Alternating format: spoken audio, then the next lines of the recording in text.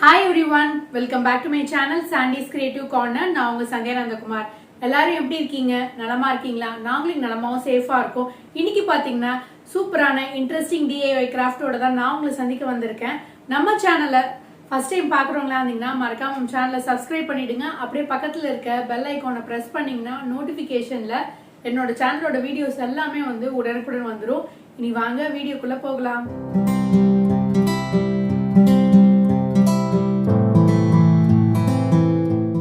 Hi friends, இன்றைக்கி வந்து நம்ம ஒரு சூப்பரான க்ரோஷெட் நெக்லஸ் தான் பண்ண போகிறோம். ஒரு சோக்கர் நெக்லஸ் மாதிரி நம்ம இன்றைக்கி பண்ண போகிறோம். ரொம்பவே சூப்பராக அழகாக வந்து ஈஸியாக செஞ்சிடலாம் ஃப்ரெண்ட்ஸ். இதுக்கு தேவையான பொருள் என்னென்னு பார்த்துடலாம்.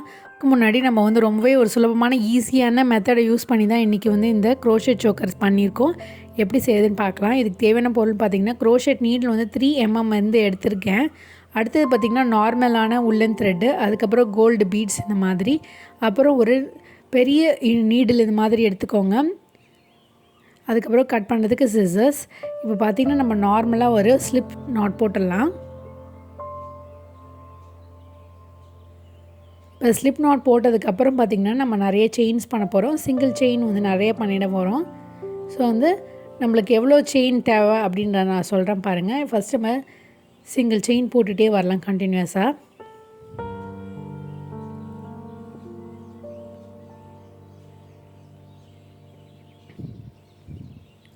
இந்த மாதிரி கண்டினியூஸாக நம்ம செயின் போட்டு ஃபினிஷ் பண்ணிட்டு உங்களுக்கு காட்டுறேன் எவ்வளோ நீட் உங்களுக்கு தேவைன்ட்டுன்னு. இப்போ பார்த்திங்கன்னா இந்த அளவுக்கு நான் போட்டிருக்கேன். இதோடைய மெஷர்மெண்ட் என்னன்னு பார்த்துடலாம். இதுக்கு வந்து ஒரு டேப் வச்சு நான் மெஷர் பண்ணி காட்டுறேன் பாருங்கள். இப்போ பார்த்திங்கன்னா வந்து டோட்டலாக 9 inches இருக்குது ஃப்ரெண்ட்ஸ்.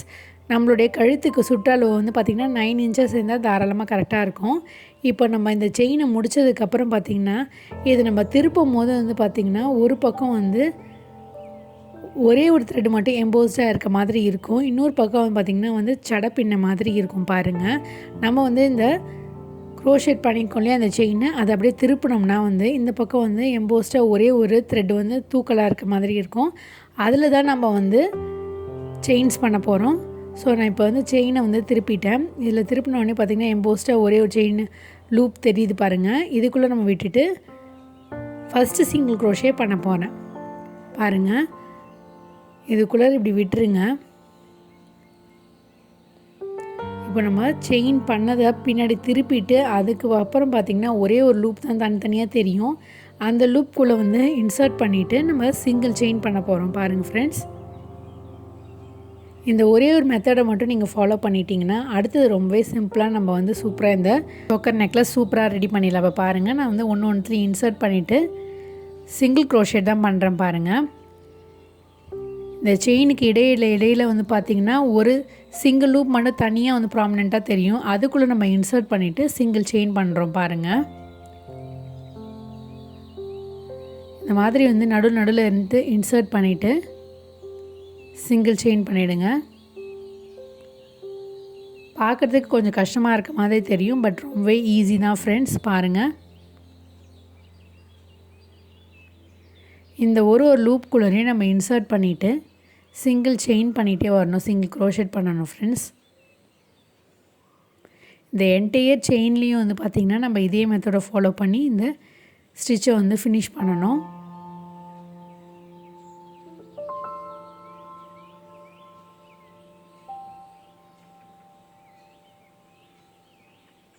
இது போல் நான் வந்து ஒன்று ஒன்றா இன்சர்ட் பண்ணுறேன் பாருங்கள்.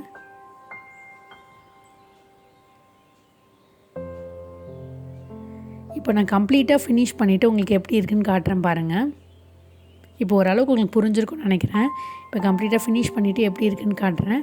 இப்போ பாருங்கள், நான் வந்து கம்ப்ளீட்டாக ஒரு செயின் முடிச்சிட்டேன். அதுக்கப்புறம் நம்மளுக்கு வந்து ஒரு ஆர்ச் மாதிரி க்ரியேட் ஆகிடுச்சு பாருங்கள். அதுதான் நம்மளுடைய சோக்கருடைய பேட்டர்ன். இதுக்கப்புறம் ரொம்பவே ஈஸியாக நம்ம வந்து செயின்ஸ் பண்ணிடலாம். இப்போ பாருங்கள், இந்த அளவுக்கு நம்ம பண்ணிட்டோம். இப்போ அப்படியே வந்து இந்த த்ரெட்டை வந்து இப்படி திருப்பி விட்டுட்டு இந்த லூப்பை இப்படி திருப்பிடுங்க. திருப்பினதுக்கப்புறம் வந்து பார்த்திங்கன்னா நம்ம ஒரு செயின் பண்ணிக்கலாம். ஒரு சிங்கிள் செயின் பண்ணிவிட்டு அதுக்கப்புறம் நம்ம எக்ஸ்டெண்ட் பண்ண வேண்டியதான் ஃப்ரெண்ட்ஸ். இப்போ பார்த்திங்கன்னா நார்மலாக வந்து நம்ம நார்மல் சிங்கிள் க்ரோஷெட் எப்படி பண்ணுவோமோ அதே மாதிரி நம்ம பண்ண போகிறோம் பாருங்கள். இப்போ இந்த பக்கம் பார்த்திங்கன்னா வந்து உங்களுக்கு சடப்பின்ன மாதிரி இருக்குது பார்த்திங்களா. அதுக்கு இடையில் விட்டுட்டு நம்ம வந்து ஒரு சிங்கிள் க்ரோஷேட் பண்ணிகிட்டே வர வேண்டியதான் ஃப்ரெண்ட்ஸ். பாருங்கள், நல்லா உங்களுக்கு தெளிவாக பார்த்திங்கன்னா உங்களுக்கு புரியும். பாருங்கள், இந்த இடத்துல வந்து நம்ம ஒரு சிங்கிள் க்ரோஷேட் பண்ணுறோம் பாருங்கள். ஒவ்வொரு செயினுக்கு இடையிலையும் வந்து இன்சர்ட் பண்ணிவிட்டு நம்ம சிங்கிள் க்ரோஷேட் பண்ணுறோம் பாருங்கள். இப்போ கண்டினியூஸாக இந்த செயின் ஃபுல்லாகவே இந்த பேட்டர்ன் வந்து நம்ம கம்ப்ளீட் பண்ணிடணும். நம்ம எல்லாமே வந்து சிங்கிள் க்ரோஷேட் தான் யூஸ் பண்ணுறோம் ஃப்ரெண்ட்ஸ் கடைசி வரைக்கும்.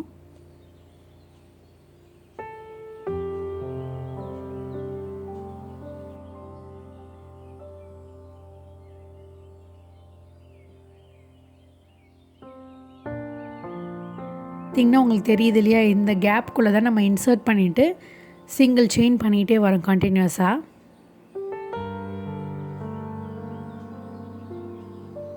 இப்போ நான் கம்ப்ளீட்டாக ஃபினிஷ் பண்ணிவிட்டு உங்களுக்கு எப்படி இருக்குதுன்னு காட்டுறேன் பாருங்கள்.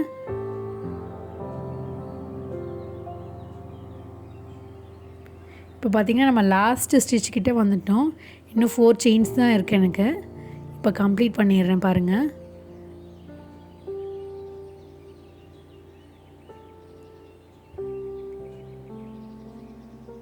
பார்த்திங்கன்னா லாஸ்ட்டு முடிச்சிட்டேன். இப்போ நம்மளுக்கு ஓரளவுக்கு ரெடி ஆகிடுச்சு பாருங்கள். இப்போ உங்களுக்கு லென்த்தை இன்க்ரீஸ் பண்ணணும்னு நினச்சிங்கன்னா அதோட திக்னஸ் வந்து இன்னும் கொஞ்சம் வேணும். இன்னொரு தடவை நீங்கள் செயின் 1 பண்ணிவிட்டு நம்ம மறுபடியும் வந்து எக்ஸ்டெண்ட் பண்ணிக்கலாம் இதே மெத்தடில். ஆனால் வந்து எனக்கு வந்து இந்த அளவுக்கு திக்னஸ் இருந்தால் போதும். இப்போ நான் வந்து பீட்ஸ் வந்து கோர்க்க ஆரம்பிச்சிடுறேன். சப்போஸ் நீங்கள் இந்த யான் இல்லாமல் வந்து எம்ப்ராய்டரி த்ரெட்டு இல்லை வந்து 8 mm த்ரெட் அந்த மாதிரிலாம் எடுத்துருந்திங்கன்னா வந்து இன்னுமே வந்து திக்னஸை கூட்டுறதுக்கு நீங்கள் இன்னும் கூட செயின் பண்ணிக்கலாம் ஃப்ரெண்ட்ஸ். இப்போ நான் என்ன பண்ண போகிறேன்னா இதோடய நான் வந்து ஃபினிஷ் பண்ணிவிட்டு நான் வந்து பீடை கோர்த்துட்டு அதை அப்படியே வந்து சிங்கிள் க்ரோஷேட் பண்ண போகிறேன். இப்போ பாருங்கள், நம்மளுடைய இந்த சோக்கர் வந்து ஓரளவுக்கு ரெடி ஆகிடுச்சு பாருங்கள். இந்த மாதிரி வந்து ஒரு சர்க்கிள் ஷேப்பில் வந்திருக்கு பாருங்கள். இப்போ நம்ம நிறைய வந்து த்ரெட்டு விட்டுட்டு கட் பண்ணி எடுத்துக்கணும்.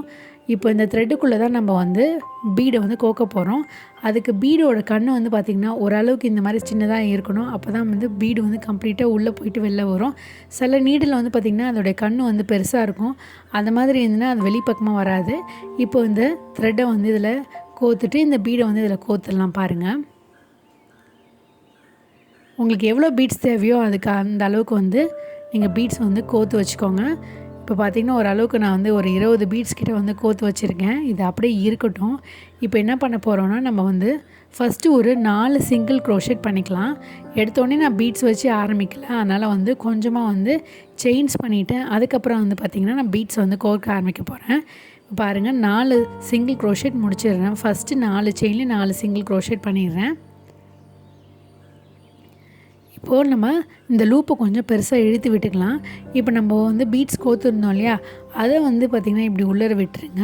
அதுக்கப்புறம் இந்த பீடோடைய இந்த த்ரெட்டையும் நம்ம அடுத்த சிங்கிள் க்ரோஷேட் இருக்கு இல்லையா, அதையும் ஒன்றா சேர்த்து நம்ம ஒரு சிங்கிள் க்ரோஷேட் பண்ண போகிறோம் பாருங்கள். இந்த செயின்குள்ளே இன்சர்ட் பண்ணிவிட்டு நம்ம வந்து ஒரு சிங்கிள் க்ரோஷேட் பண்ண போகிறோம். இதை மாதிரி பண்ணும்போது வந்து பார்த்திங்கன்னா இந்த பீடும் அந்த சிங்கிள் செயின் இருக்குல்லையா, அந்த செயினும் அதாவது செயின் ஸ்பேஸ்க்குள்ளே இன்சர்ட் பண்ணிவிட்டு நம்ம லூப் க்ரியேட் பண்ணிடலாம். இப்போ அடுத்தது ஒரு சிங்கிள் க்ரோஷேட் பண்ணிவிடுங்க. அந்த லூப்பை வந்து கொஞ்சம் பெருசாக இழுத்து விட்டுட்டு நம்ம அந்த கோர்த்து இருக்கோம் இல்லையா, அந்த பீடை வந்து இதுக்குள்ளே வந்து கொண்டு வாங்க. நீங்கள் எப்பயுமே வந்து இந்த மாதிரி பண்ணும்போது வந்து பார்த்திங்கன்னா இந்த த்ரெட்டை வந்து நிறைய விட்டுட்டு கட் பண்ணி எடுத்துக்கோங்க. இப்போ பார்த்திங்கன்னா நம்ம வந்து பீடை கோத்தாச்சு. பக்கத்தில் இருக்க செயின் ஸ்பேஸில் இன்சர்ட் பண்ணிவிட்டு ஒரு சிங்கிள் க்ரோஷேட் பண்ணுறோம் பாருங்கள். இப்போ மறுபடியும் வந்து என்ன பண்ண போகிறோன்னா வந்து ஒரு சிங்கிள் க்ரோஷேட் பண்ணிக்க போகிறோம். இப்போ ஒரு சிங்கிள் க்ரோஷேட் முடிச்சாச்சு. இப்போ லூப்பை கொஞ்சம் எக்ஸ்டெண்ட் பண்ணிக்கோங்க. நம்ம கோர்த்த இந்த பீடை வந்து இந்த இடத்துல கொண்டு வந்துட்டு இப்போது மறுபடியும் அந்த செயின் ஸ்பேஸில் இந்த லூப்பையும் ஒன்றா ஜாயின் பண்ணிவிட்டு ஒரு சிங்கிள் க்ரோஷேட் பண்ணிவிடுங்க. இப்போ ஓரளவுக்கு நான் சொன்னது உங்களுக்கு புரிஞ்சிருக்குன்னு நினைக்கிறேன் ஃப்ரெண்ட்ஸ். நீங்கள் இப்போ பார்த்துட்டே வாங்க எப்படி நான் செய்கிறேன்ட்டுன்னு. இப்போது நம்ம வந்து ஒரு சிங்கிள் க்ரோஷேட் பண்ணிட்டோம். இப்போ மறுபடியும் வந்து பீடை வந்து கொண்டு வரோம் பாருங்கள் இந்த இடத்துல. இப்போ அடுத்த செயின் ஸ்பேஸில் இன்சர்ட் பண்ணிவிட்டு நம்ம சிங்கிள் க்ரோஷேட் பண்ண போகிறோம் பாருங்கள். ரொம்ப ஈஸி தான் ஃப்ரெண்ட்ஸ்.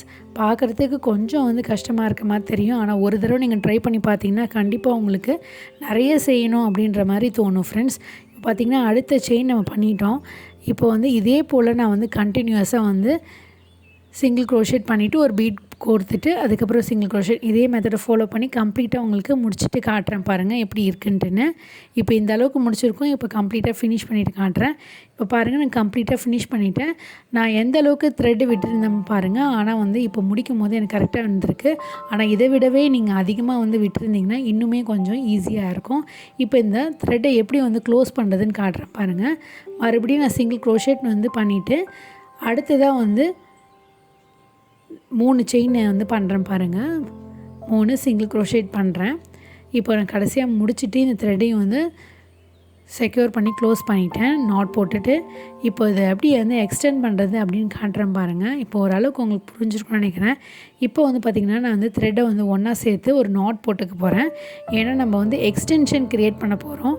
நான் ஃபஸ்ட்டே வந்து பீடு கோக்கும் போது வந்து இன்னும் த்ரெட்டு விட்டுருந்தேன்னா நம்ம இந்த மெத்தடை வந்து செய்யாமல் அப்படியே ஸ்கிப் பண்ணிட்டு டேரெக்டாக அப்படியே வந்து நம்ம அந்த எக்ஸ்டென்ஷனுக்கு பின்ன ஆரம்பிச்சிருக்கலாம்.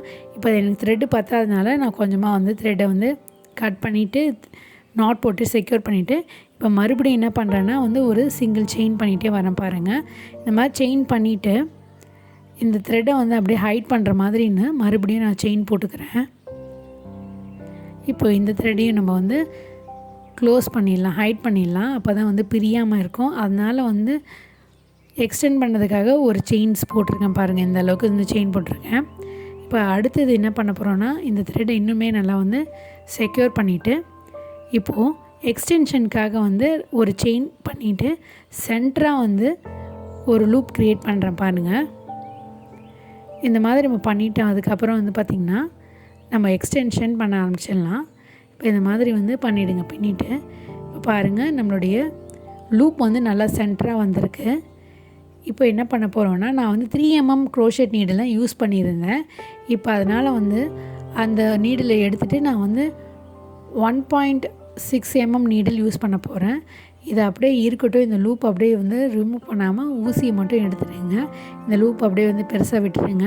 இப்போ க்ரோஷெட் நீடில் எடுத்தாச்சு. இப்போ பாருங்கள் அடுத்த க்ரோஷெட் சைஸ் எடுத்திருக்கேன், சின்ன சைஸு. அப்போ தான் வந்து நம்ம எக்ஸ்டென்ஷன் வந்து கொஞ்சம் தடிமனாக இல்லாமல் கொஞ்சம் சின்னதாக இருக்கும். அதுக்காக வந்து 1.60 mm க்ரோஷெட் நீடில் வந்து நான் வந்து திருப்பியும் செயின்ஸ் தான் பண்ணிகிட்ருக்கேன். இப்போ எவ்வளோ எக்ஸ்டென்ஷன் வேணுமோ அதுக்கு தகுந்த மாதிரி நம்ம வந்து செயின் பண்ணிக்கலாம். இப்போ இந்த அளவுக்கு நம்ம க்ளோஸ் பண்ணுற அளவுக்கு நம்மளுக்கு செயின் பண்ணணும். ஸோ அந்த அளவுக்கு செயின் பண்ணிவிட்டு உங்களுக்கு நான் காட்டுறேன் பாருங்கள். இப்போ பார்த்திங்கன்னா நான் ஆல்மோஸ்ட் வந்து ஃபினிஷ் பண்ணிட்டேன். இப்போ இதோட லென்த் எவ்வளோ இருக்குதுன்னு அப்படின்னு காட்டுறேன் பாருங்கள். நம்ம ஒரு மெஷரிங் டேப் வச்சு மெஷர் பண்ணி காமிச்சிடுறேன். அப்போ தான் உங்களுக்கும் வந்து யூஸ்ஃபுல்லாக இருக்கும். இப்போ பார்த்திங்கன்னா நம்ம இங்கேருந்து இது வரைக்கும் நம்ம பின்ன வரைக்கும் பார்த்திங்கன்னா வந்து ஆல்மோஸ்ட் வந்து 20 mm இருக்குது. இது தாராளமாக போதும் ஃப்ரெண்ட்ஸ் நம்ம எக்ஸ்டென்ஷனுக்கு யூஸ் பண்ணுறதுக்கு. இப்போ இது என்ன பண்ண போகிறோன்னா இந்த லூப்பையும் நம்ம ஆரம்பித்து இந்த இடத்தையும் வந்து ஒன்று சேர்த்து நம்ம வந்து சிங்கிள் க்ரோஷேட் பண்ணிவிட்டு செக்யூர் பண்ண போகிறோம். ஒரு சிங்கிள் க்ரோஷேட் பண்ணிவிட்டு ஒரு ஸ்லிப் நாட் போட்டுடலாம். அதுக்கு வந்து பார்த்திங்கன்னா இதை வந்து சென்டராக இருக்கான்னு செக் பண்ணிவிட்டு அந்த லூப்பை இன்சர்ட் பண்ணிவிட்டு ஒரு சிங்கிள் க்ரோஷேட் பண்ணிவிடுங்க. பண்ணிவிட்டு இன்னொரு முறை வந்து இன்னொரு சிங்கிள் க்ரோஷேட் பண்ணிவிட்டு இப்போ த்ரெட்டு எக்ஸஸாக விட்டுட்டு நம்ம கட் பண்ணி எடுத்துடலாம். இப்போ கட் பண்ணி எடுத்ததுக்கப்புறம் இந்த மாதிரி தான் இருக்கும் ஃப்ரெண்ட்ஸ். இப்போ இந்த எக்ஸஸாக இருக்கிற த்ரெட்டை வந்து ஹைட் பண்ணுறதுக்கு நம்ம என்ன பண்ண போகிறோன்னா இந்த சோக்கை ரெடி பண்ணியிருக்கோம் இல்லையா, அதுக்குள்ளேயே வந்து நம்ம க்ரோஷெட் நீடில் வச்சுட்டு இது அப்படியே வந்து உள்ளே வந்து நம்ம செக்யூர் பண்ணுறோம் பாருங்கள். இந்த மெத்தட் உங்களுக்கு கஷ்டமாக இருந்ததுன்னா நார்மலாக நீங்கள் வந்து நீடில் இன்சர்ட் பண்ணிவிட்டு அப்படியே உள்ளே விட்டு கோத்து வாங்கிட்டிங்கனாவே வந்து இந்த தையல் வந்து பிரியாது. இது போல் நீங்கள் வந்து பண்ணிவிடுங்க. ஒரு 2-3 செயின்குள்ளே இன்சர்ட் பண்ணிவிட்டு இப்படி வெளில கொண்டு வந்துட்டிங்கன்னா அதுக்கப்புறம் இந்த யான் வெளியில் வராது ஃப்ரெண்ட்ஸ். அதனால் வந்து இந்த மாதிரி பண்ணிவிடுங்க. இப்போ வந்து இது மாதிரி பண்ணதுக்கப்புறம் பார்த்திங்கன்னா ஒரு டைட்டான நாட் போட்டுட்டு நம்ம செக்யூர் பண்ணிடலாம் பாருங்கள். இந்த இடத்துல ஒரு நாட் போட்டுக்கிறேன். எக்ஸஸாக இருக்கிற த்ரெட்டை அப்படியே கட் பண்ணி எடுத்துடுறேன் பாருங்கள். இப்போ பாருங்கள் நம்மளோட எக்ஸ்டென்ஷன் சூப்பராக ரெடி ஆகிடுச்சு. இப்போ நம்ம எக்ஸ்டென்ஷனை வந்து பண்ணுறதுக்கு வந்து ஒரு பீட் தேவை இல்லையா, ஸோ அந்த இடத்துல மேலே வந்து அட்ஜஸ்ட் பண்ணுறதுக்காக ஒரு பெரிய பீடு எடுத்திருக்கேன். இந்த பீடை வந்து ஈஸியாக கோக்கிறதுக்கு நான் இன்னொரு நீடில் வந்து ஊசி நூல் கோர்த்து நாட் போட்டு வச்சுருக்கேன். அதில் வந்து ஊசி இப்படி இன்சர்ட் பண்ணிவிட்டு இந்த த்ரெட்டை வந்து சென்டராக வந்து நீடிலுக்குள்ளே இப்படி கோத்து வெளியில் கொண்டு வாங்க. இப்போ பாருங்கள், இந்த மாதிரி ஒரு நாட் போட்ட மாதிரி போட்டுட்டிங்கன்னா அதுக்கப்புறம் நம்மள்கிட்ட இருக்க இந்த பெரிய பீடு வந்து இந்த த்ரெட்டு வழியாக ஈஸியாக நம்ம கோத்துடலாம் ஃப்ரெண்ட்ஸ். இங்கே பாருங்கள், உள்ளே நல்லா போயிடுச்சு பாருங்கள். இந்த மாதிரி கோத்ததுக்கப்புறம் நம்ம அந்த நீடில் வந்து எடுத்துடலாம் பாருங்கள். இப்போ பீடு வந்து கரெக்டாக இருக்குன்னு பாருங்கள். இப்போ மறுபடியும் இந்த த்ரெட்லேருந்து நம்ம ஊசியை வெளியில் ஈஸியாக எடுத்துடலாம் பாருங்கள். இப்போ பார்த்திங்கன்னா நம்மளுடைய எக்ஸ்டென்ஷனும் சூப்பராக ரெடி ஆகிடுச்சு. இதை வந்து பார்த்திங்கன்னா நம்ம அழகாக வந்து அட்ஜஸ்ட் பண்ணி போட்டுக்கலாம் பாருங்கள். இப்போ இதுக்கு சின்னதாக ஒரு சுங்கு நம்ம ரெடி பண்ணிடலாம். அதுக்கு சிம்பிளாக இந்த மாதிரி 3 விரலில் 4 விரலில் வந்து பார்த்திங்கன்னா கொஞ்சமாக வந்து த்ரெட்டை வந்து வைண்ட் பண்ணிக்கோங்க. வைண்ட் பண்ணதுக்கப்புறம் வந்து என்ன பண்ண போகிறோன்னா சிம்பிளாக ஒரு சுங்கு மாதிரி ரெடி பண்ணுறோம் பாருங்கள். இப்போ இதை வந்து ஒரு த்ரெட்டு வழியாக வச்சு நம்ம நாட் போட்டு செக்யூர் பண்ணிடலாம்.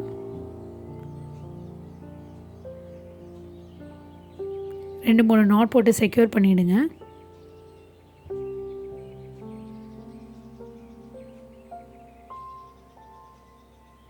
இப்போது எக்ஸஸாக இருக்கிற த்ரெட்டை வந்து ஈவனாக வச்சுட்டு நம்ம கட் பண்ணி எடுத்துடலாம்.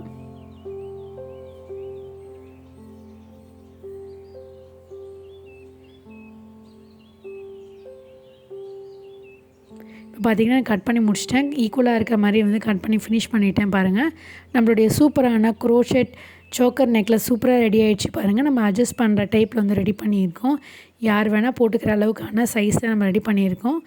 கண்டிப்பாக நீங்கள் ட்ரை பண்ணி பார்ப்பீங்கன்னு நினைக்கிறேன் ஃப்ரெண்ட்ஸ். இந்த ஹேண்ட்மேட் க்ரோஷெட் சோக்கர் நெக்லஸில் நீங்கள் கோல்டு பீட்ஸு, ஒயிட் பீட்ஸு, இல்லை வந்து இந்த கிறிஸ்டல் பீட்ஸ் இருக்கும் இல்லையா, அந்த மாதிரி கூட கோர்த்து பண்ணும்போது வந்து பார்க்கறதுக்கு ரொம்பவே அழகாக இருக்கும் ஃப்ரெண்ட்ஸ். ஸோ கண்டிப்பாக ட்ரை பண்ணி பாருங்கள். டிஃப்ரெண்ட் கலர்ஸில் நம்ம பண்ணலாம். பிளாக் கலரில், ரெட் கலரில், ப்ளூ கலரில், இந்த மாதிரி கான்ட்ராஸ்ட் கலரில் பண்ணிவிட்டு நம்ம வந்து ஜூட் சாரீஸ், இந்த மாதிரியான சிம்பிளான இந்த கலம்காரி சாரீஸ்லாம் வேர் பண்ணிவிட்டு இந்த மாதிரியான ஜுவல்லரி போடும்போது பார்க்கறதுக்கு ரொம்பவே அழகாக இருக்கும் ஃப்ரெண்ட்ஸ்.